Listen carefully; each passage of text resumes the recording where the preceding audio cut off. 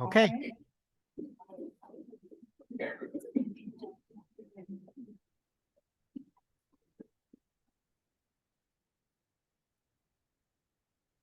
Dear Lord, we're gathered here today. Your servants, we need your guidance.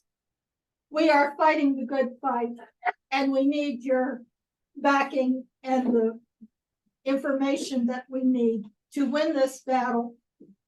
As you have noticed, there are some things that are coming together according to your plan.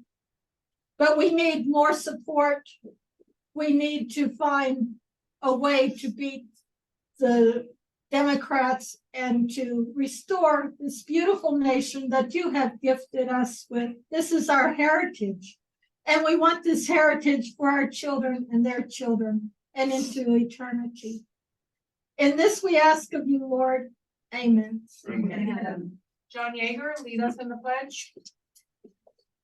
I pledge allegiance to the flag of the United States of America, to the republic which stands under God, indivisible, with liberty and justice.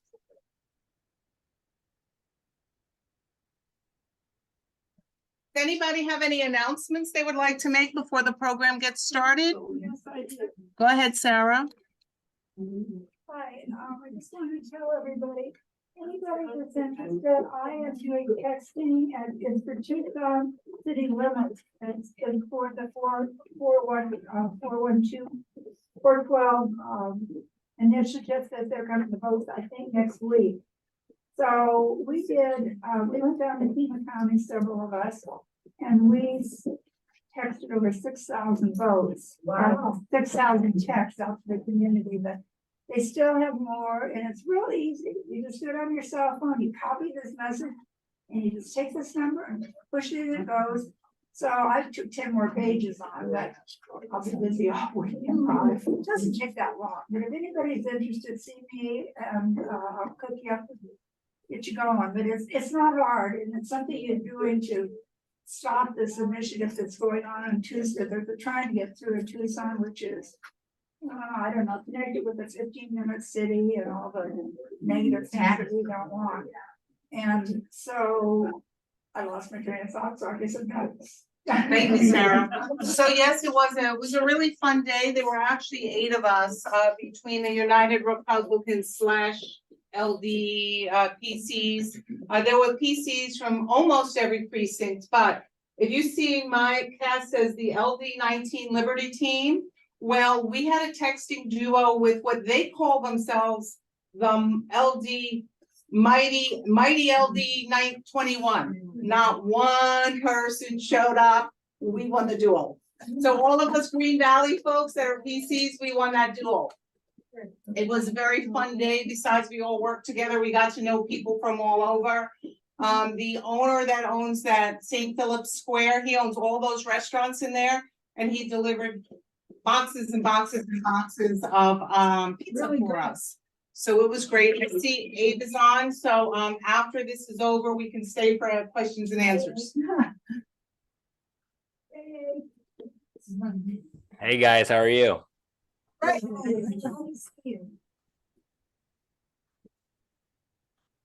They'll have your shirt. I know, I love it.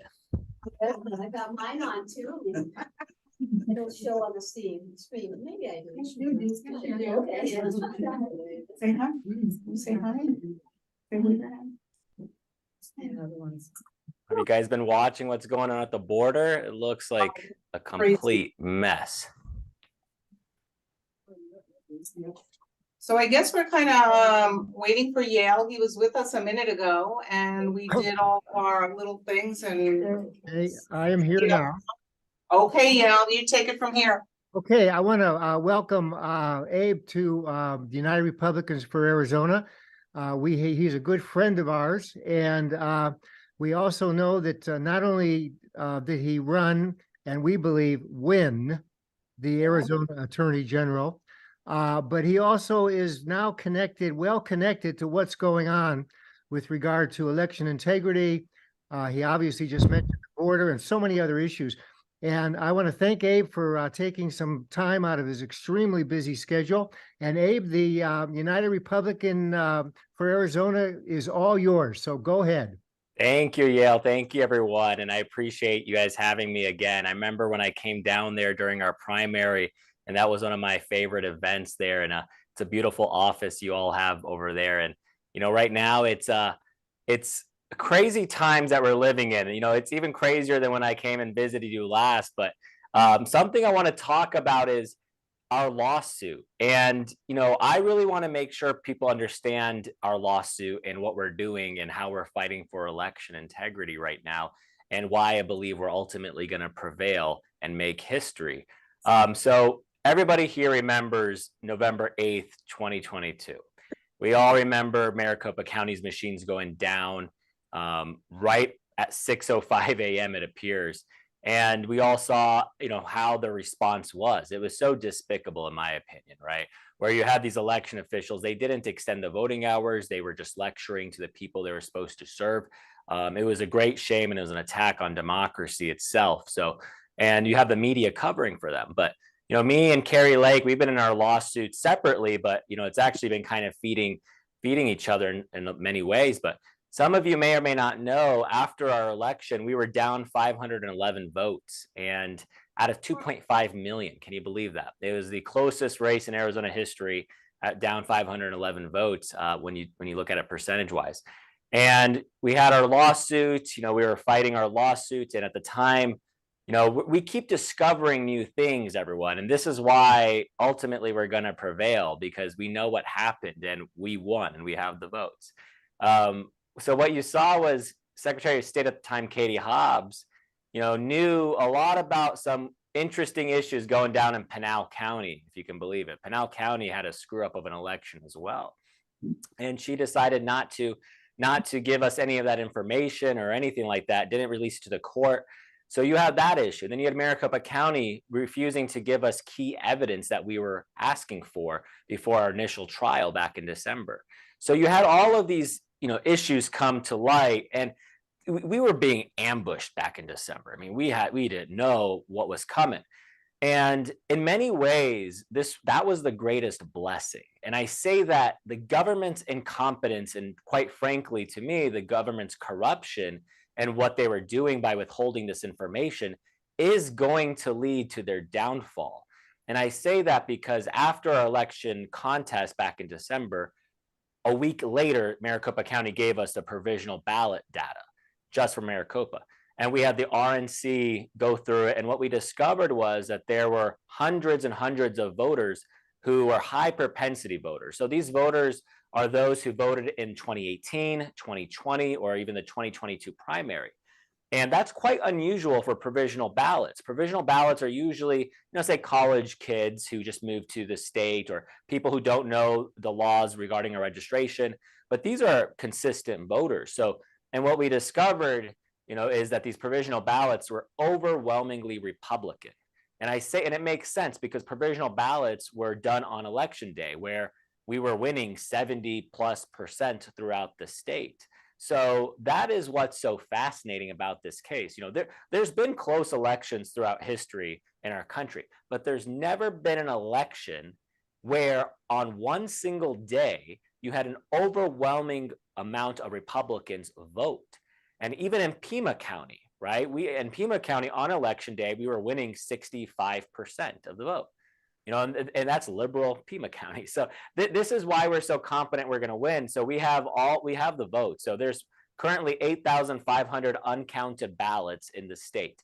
And that's pretty typical in elections, right? Where there's uncounted votes, because some people may be felons, some people may have not registered in time, but the ones that we're focused on are those who we believe should count. And we think that's about 1,000 voters or so. But ultimately, we don't really know what we're working with until we get the new trial and open up discovery. I was just with our legal team this morning at 7 a.m. We were practicing our oral arguments for next Tuesday. But we are in a very good spot. And I say that not to give false hope, because that is the last thing I want to do. Believe me, I want this over with more than anybody, but I'm not going to allow them to basically, in many ways, steal this election from us. And that's why I'm fighting so hard, is to take it back for the people, because the people's voices were silenced on November 8th. And Chris Mays knows it, the Democrats know it, and the media know it. And that's why my election lawsuit is getting a lot less attention than others. And it's because they know we actually won. And if you look at the arguments presented by the other side, they never even admit that Chris Mays has more votes. Because remember, it went from 511 votes deficit down to 280 votes. And that was because of the recount. And the recount showed a huge discrepancy in Pinal County. Pinal County is a mess. And I actually think there's a lot more coming, what happened in Pinal County. But that reduced the deficit from 511 to 280. Think about that number. That's a really big number. Typically, if there's a discretion or discrepancy, it's, say there's 500 ballots, it would usually be 50-50 typically. And it would basically cancel each other out. But for it to swing the other way so dramatically in our favor really highlights the fact that there was something very wrong in the election in November, not just regarding the ballots on election day, but just the registration issue. So, we feel really confident right now, and we've had so many people, I'm sure many of you have helped us as well, getting these affidavits and contacting people to making sure their votes were counted. But what I really want to highlight is why we're going to win is we're stealing the Democrat playbook. Right now, how many of you heard of Mark Elias in this room? So Mark Elias is the Democrat super attorney, as everybody likes to call him. So, he's an expert at, rigging elections, actually, and he's pretty good at it. And we basically are using his arguments, which are count the votes, right? I mean, Republicans for so long, we're focused on fraud, which is okay. We obviously know there's, fraud occurs in elections, but now we're going to basically flip it and use a Democrat's argument to win this election lawsuit, which is counting the votes. And for judges, that's a lot easier to do, because those provisionals I was talking to you about, those 8,500 provisionals, they're all sitting somewhere in the county's offices, sealed in an envelope with their, with signatures on them. So we know the party breakdown of these people. We know their names, we know their addresses, we know everything about them. And so all we need to do is open them up and count them. And we're trying to get about 1,000 of them counted. And at that point, after they count them, we will win. And I'll tell you, this isn't good. This isn't in Arizona. I keep pinching myself, Yale. Arizona is really unusual. I love the Wild West out here. But I think Arizona might be the only state that has ever removed a sitting governor from office after discovering they did not receive the most votes. And that's kind of interesting, because other states and, even the presidential election, the federal level, they believe the finality of the election. A lot of people believe the finality of the results, and they wouldn't want to go and overturn and yank somebody from office. Arizona has done this. They did that back in 1917 after it was discovered the governor candidate back then did not, in fact, receive the most votes. So they removed him from office. And I'll tell you, back then in 1916, those gubernatorial terms were 2-year terms, by the way. They removed him from office nearly halfway through his term, which is quite interesting. So anybody who wants to tell you that's been 6 months since the election and we just need to move on, nope, that's not the case. In Arizona especially, we have precedent that's done that. And we have recent precedent as recent as 1997 in Yuma County. Yuma County removed the board of supervisor who it was determined did not in fact receive the most votes, which is kind of interesting. So Arizona has this precedent before where they have removed sitting office holders. And I think that's a very good thing. And by the way, both of those elections, the margin of victory for the supposed winner was much greater than ours. Ours is such a small number. I mean, I think the governor's race back in 1916 that they ultimately overturned, that number is 5 times greater than ours, 5 times. So this is why we are very confident, 280 votes out of 2.5 million, with the amount of ballots outstanding, we should prevail. And, it's going to be historic. And I think Arizona is going to need it, because right now Republicans need a win. I see so many people so demoralized and, they don't want to vote anymore, which is something that I don't think we should go to. We obviously need to vote, and we need to support Republican candidates all the way, because ultimately we're seeing what the Democrats are doing right now. Look what they're doing to, this is something we've predicted, by the way. And all the so-called establishment Republicans who think Trump has mean tweets, or me and Kerry were too mean.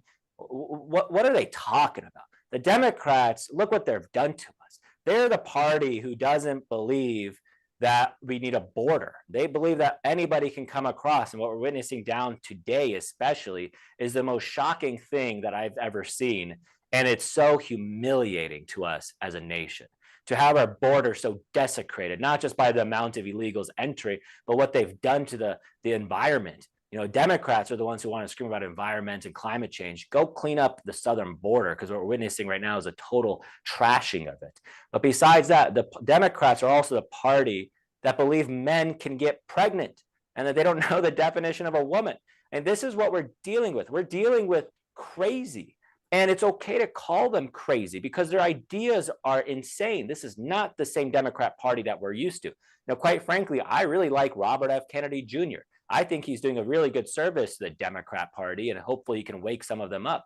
But right now, Arizona is in a tough spot because we have the Democrat governor, Democrat Secretary of State, and the illegitimate Democrat Attorney General, who hopefully will be removed. But once, God willing, I'm in there, we're going to be able to put a stop to so much of this insanity and working with the Republican legislature. So, I just ask for your continued patience and to hold the line. And if you can get involved, if some of you have made calls or door knocked, that's been great. I appreciate it.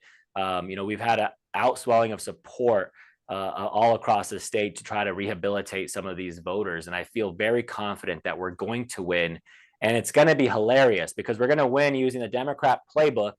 And I'm really excited to see the media trying to say that we stole an election from them. And I think it's going to flip the script a little bit, and hopefully it'll be a momentous occasion. But I would love to take any questions you have. I'm good until 12:30, and then I got another call with the attorneys. It feels like every single day I'm just on calls with attorneys right now. But I'm happy to take any of your questions. Okay, who would like to first ask a question? Sharon Figgis? Yes, I hear you say the number 280, and yet you're gonna go and then have Tuesday, you'll be open. Are you focusing only on one county, or is this across the state? Because there should be more votes. Yeah, that's a great question. So that's across the state. So across the state, there's 8,500 uncounted ballots. So what we discovered, why I think we're focusing on 1,000 ballots of those 8,500 to count, is the systems that people are used to register to vote. I don't want to complicate you all too much, but there is something called AVID system, which is the Arizona Voter ID Registration Database. So there is a problem with it. How many of you here own multiple properties in Arizona? Do any of you own multiple properties? So some people, oh good. So if you own multiple properties and there's some in a different county, what's been happening is that many of these people have been having their registration canceled in their primary residence and shifted to their secondary property. And when that happens, you're voting out of county, and then those votes don't count. So that's what we've discovered. That's why that high propensity number I was telling you about, those people who voted in 2018, 2020, or 2022, that's what it affected. And that's affecting all across Arizona. It's actually interesting. The only two counties who don't use AVID is Pima and Maricopa. And their systems are also very screwed up too, because they're switching from their system to AVID, and the voter ID then gets nixed. It's a little complicated, but trust me, we finally fully developed the reason why this was happening, and that's just one aspect. There's multiple aspects that will get us over the 280 hump, but that's a big aspect. And quite frankly, it's offensive. We've talked to so many of these people who had their votes stolen from them, essentially. And it's heartbreaking. Many of them are veterans who've served their country, combat veterans. Some of them are Native Americans. One lady we had, it was so sad to see. She moved from Maricopa to Pinal, and her and her family, they're all sitting together. They re-registered each other. They re-registered in Pinal County back in August, I believe. And their entire family was able to cast a ballot, and it worked. Hers, the woman's, didn't. And when she went to go vote well, first of all, hers didn't, and she was asking for her mail-in ballot because she's like, well, how come my family got their mail-in ballots? How come I haven't gotten it? So then she contacted the county, and they said, actually, you're not registered to vote. And she said, well, that doesn't make sense. So they said that she has to re-register. So she re-registered in October after the deadline. And what happened is actually, so since she registered late, they're considering her as not having registered to vote. But we know that she did register prior, and that for some reason, Service Arizona wasn't, electing it to be a registered voter. So she tried to vote in Pinal County, and get this, when she went to go show up in Pinal County, They told her, no, you're registered in Maricopa. You got to go to Maricopa. She had her kids pick her up in Pinal County and drive and 45 minutes away to go to the campus at ASU Chandler campus and vote. And when she got to Maricopa County, they said, actually, you're not registered to vote here. We're going to give you a provisional. This poor woman was driving for hours and hours and hours trying to get her vote, to actually go and get her vote. And what happened was the government ultimately didn't count her ballot. So that's one story. Other stories are a man paid off his daughter's vehicle, and his daughter lives in a different county going to college. And as soon as he went to go pay off the vehicle on MVD, it switched because his payment, it switched to his registration status, switched to that other county. So there's a big problem going on with our systems, and it makes sense because some of you may or may not remember back in October, just right before the election, Katie Hobbs admitted to sending out and to classifying at least 6,000 people as federal only voters. There's anybody who wants to, people who try to act like our elections are perfect are complete morons. And I don't know what other evidence they need to see other than what we witnessed in the 2022 election. And why I'm having so much fun with our lawsuit, by the way, everybody asks me like, Abe, are you depressed? Are you sad? I'm happy, quite frankly, because I think we're going to win at the end, but ultimately we're going to take down the counties and the corrupt system while we win. I mean, before I'm even in office. I mean, that's the beauty of it. Every single day this is going on, we keep attacking this corrupt system, and it's making it, I think it's waking a lot of people up that our elections have an enormous amount of problems. Pinal County was recently in the news just the other day because, quite frankly, Pinal County is very interesting. I mean, it appears that there might have been a cover up in their elections, but it's not just relegated to Maricopa County, which we know is a complete failure, and quite frankly, I believe a sabotage, but it's affecting every county in Arizona. Other counties are better than most, but that system, the AVID system, was created by the Secretary of State's office. So, that's where the theory of the case is showing it. But on its face, we have more votes than Chris Mays. And if you look at her arguments don't even say that she has more votes. Her arguments are saying she's been in office and it's done. But in Arizona, that's not the standard of the law. Yes. Is it going to matter who the judge is? Because we know judges have been very, very, sadly to say, compromised. Yeah, and I think it's really sad that not only have our elections been corrupted, but I think the rule of law has been corrupted as well. And we're witnessing that all across the country. Alvin Bragg, this Manhattan DA, going after President Trump in a nasty way, makes no sense. I mean, these people are so lawless. And I give the Democrats credit. They are ruthless. They are ruthless people. We need the same energy that Democrats want. We need the same energy to save our country that Democrats have to destroy our country, because I'll give them credit. They're winning because they don't care what's in their way. Too often, Republicans, we're just so nice. We're too nice, quite frankly. I'm a nice guy, but I think you need to be mean and tough sometimes, especially with those who undermine our country's principles. But when you're looking at the judge, our judge is in Mojave County. So, we had electors in Mojave County bring up this lawsuit. We decided to bring up this lawsuit in Mojave County, which I think was a very good call for us to get it away from Maricopa County, because many of you know Maricopa County. It's very, everybody knows each other. They all go to the same country club. They all, go to the same cocktail hours. Nobody wants to be seen as the one who overturned an election. So, we'll give it to Mojave County. We'll see how Mojave County does it. Luckily in Mojave County, we were winning those votes 90% on election day. And to the person who just asked me, that's exactly why the Democrats fear me, by the way. I know how to play lawfare just like the Democrats do. Everybody at the time was, when they were asking, Abe, why are you going to Mojave? Why are you going to Mojave? And I kept saying, well, it's because Mojave is going to be much more, first of all, we'll get a fair hearing over there, but we have to start playing this game that the Democrats do. So that's why we ultimately went to Mojave County. But I have confidence that, this judge is going to be good, and hopefully, he's good, but ultimately it's going to be resolved at the Supreme Court level. The Supreme Court, as you may or may not know, is 7 of them are Republican justices. Do we have any other questions? What about Carrie Lake's chances? Carrie Lake's, I would say, and I'm being very honest, I don't think that the courts are going to do what we want them to do. And I say that because her deficit is 17,000 votes, and based off things that they have dismissed already, I don't think so, but we'll see what happens with the signature issues. And I think, Carrie's case has been helping my case in many ways, and it's ahead of mine because she's at the Supreme Court and then back down to the trial court. We're still in the trial court level. So I think Carrie is she's been doing a great job, and I'm so honored that she's still fighting for election integrity with me, because it would be a tough fight if I was doing it alone. But I don't know. I can't presume what the judges are going to do. All I can say is that with her case, it's a lot tougher of a hurdle to overcome than what ours is. And so, and she's dealing in Maricopa County also, and she's got a lot going up against her, unfortunately. But Carrie's tough, and I'm so grateful that she's still in this battle with me, and I talk to her quite frequently. And so we both know that without fixing our elections, nothing else matters. And I think what she's been doing with her election contest has been good for our state and good for my case specifically. Will you winning your case and being Attorney General, will that help her case in any way?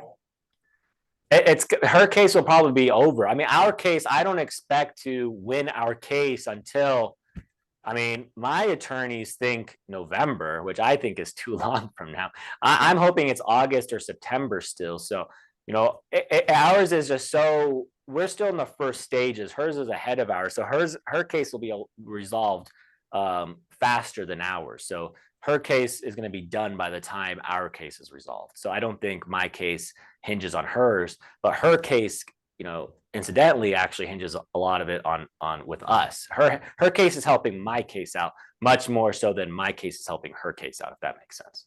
Just because of the timelines of it. And when we decided to go Mojave County, she's in Maricopa, we're asking for a new trial. She appealed hers. So there's separate legal issues going on right now.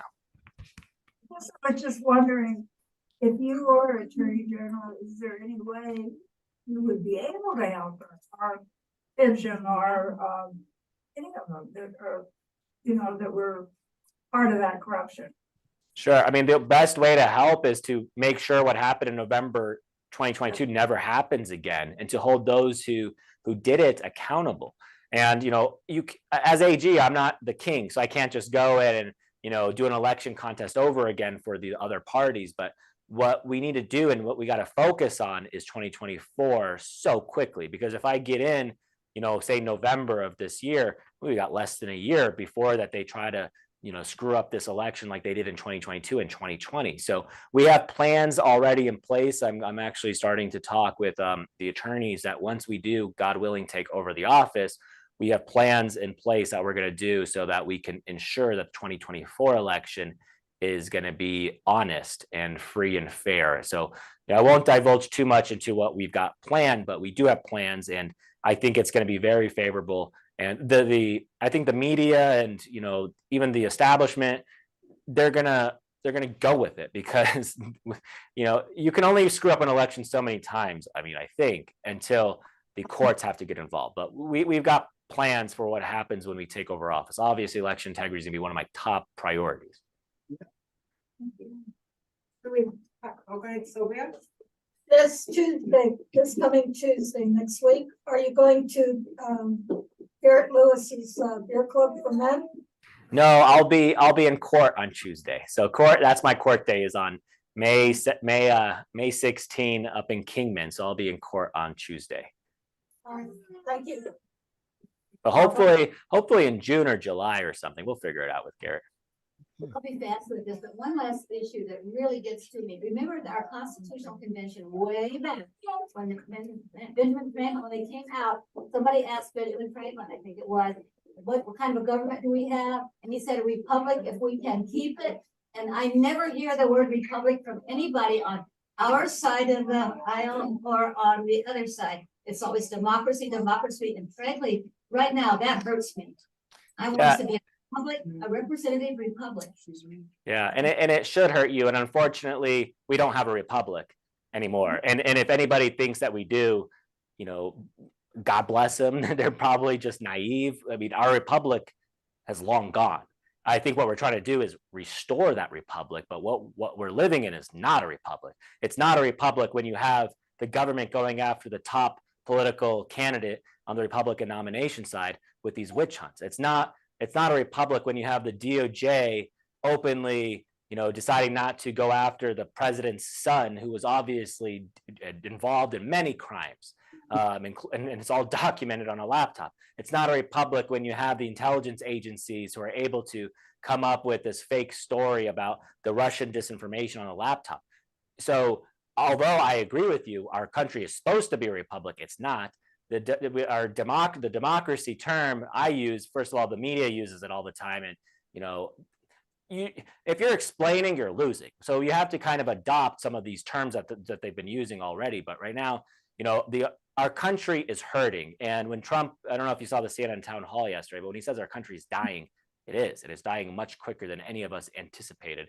And why I'm fighting our lawsuit so much is I'm hoping that when we win, there's going to be a beacon of hope for not just Arizona, but for the rest of the country, that we can turn this ship around.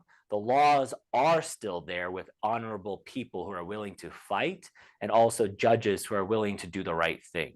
So that's why I'm fighting so hard. I'm fighting harder now in my election lawsuit than I was during the election, because I know so much rides on what happens right now. And I truly believe it's going to be quite historic, because we do have the votes. And, Arizona, the Supreme Court, we have 7 good Republican justices. And I think right now there needs to be a balance of government. And, hopefully when we win, it makes the media, if you saw that CNN town hall, I mean, that woman was, what Trump said about her being a nasty person, it was very true.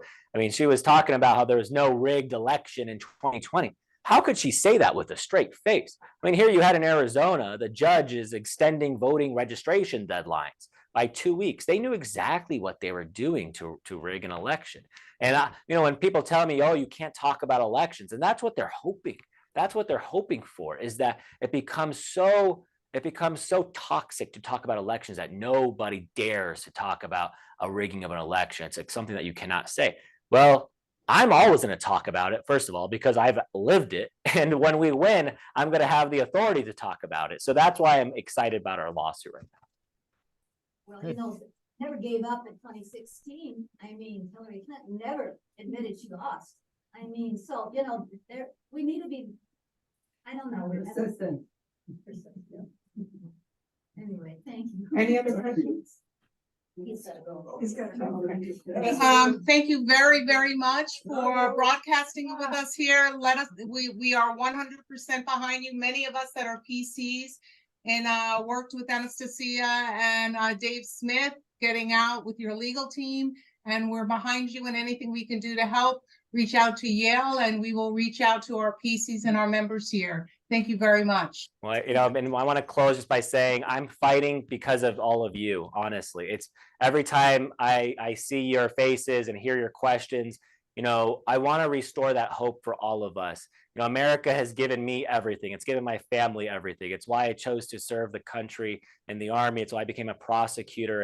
And when we first announced, nobody gave us a chance in hell. And I remember coming to United Republicans down there in Green Valley, and all of you guys were so supportive. And when I announced I was a 30-year-old, running for Attorney General, the youngest statewide candidate in the country. Now I'm turning 32 actually on Monday, but it's been a blessing, and I will say it's been my greatest honor, not just being the nominee, but fighting for election integrity. So all this pain that we're all going through, and I'm going through it a lot, it's making me stronger. And ultimately, when we become Attorney General, I've got a lot more experience dealing with how crooked the system is. And I intend to do the right thing, and we're going to have justice ultimately come at the end of it.